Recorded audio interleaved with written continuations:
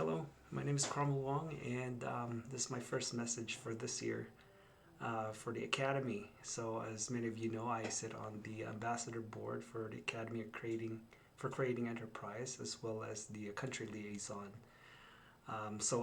Again, Cromwell Wong, and I was born and raised there, and also having lived there, and also live here in the United States, and also internationally, I want to share some thoughts with you as it relates to starting your own business and how to be successful at it. Now, not everything that you do will be successful, but the probabilities of succeeding is much higher if you apply principles and concepts that have been proven over the years. Starting a business is not very easy, as many of you know. And so it's really important, especially in the Philippines, to start businesses that cater around cater around needs. It's important that there's always this constant demand of your product or services that may service other people's needs and wants. Right, that's really important. So the very definition of a need is something that you need daily that you can't live without. So, for example, food, shelter. There are other things or services that you can provide that are really um, important to life. So you can categorize your business as either a want or a need, or think of it as like a multivitamin, which is kind of like a want versus like a pain medication, right? Which is very much needed when you have a headache or you're suffering, things of that nature.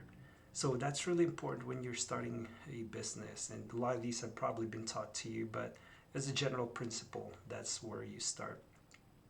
The next one is really as you think about your plan, you got to think about how are you going to execute your plans. And there are three things I just wanted to preliminary talk about right now, and that's really making sure that as soon as you start selling, that you don't think immediately that you're making money, and that you start spending that money. What you need to do is that for every money or every widget or product you sell, you keep a good amount of that profit or sales and reinvest that again into your business.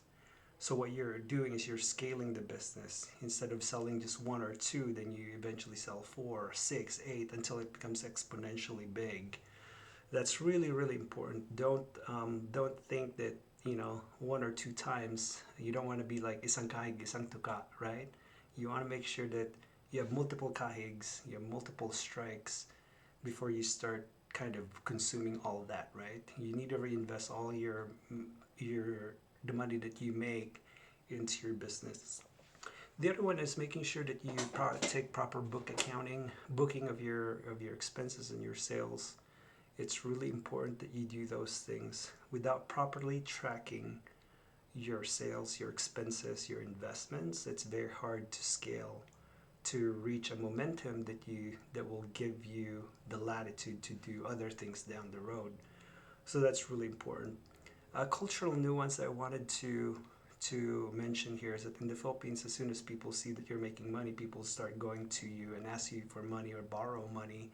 That's something that you need to avoid. You can't just give money and say, "Oh, I'm making money and I can help." No, so start making sure that your business is surviving, that you have enough cushion so that you can start probably help others down the road. Not a lot, right? You still have to continually feed your business to grow. And the other thing is to make sure that you are working with the right people. Remember that no matter how good the business opportunity is, but if the people that are running those businesses or you're dealing with are dishonest and are not doing what they're supposed to be doing, then that's a business that I don't want to be part of, right? So those are three things that I thought about today that I wanted to share with you. Again, I'm looking forward to a monthly recording that I can share with you so that I can always be in touch. And if you have any questions or things that you're interested in finding out that I know the answer, then I'm more than likely to respond to your email or WhatsApp, and I'm sure Philip will provide that information with you, and more than happy to help. Again, Happy New Year. I'm looking forward to a prosperous 2024.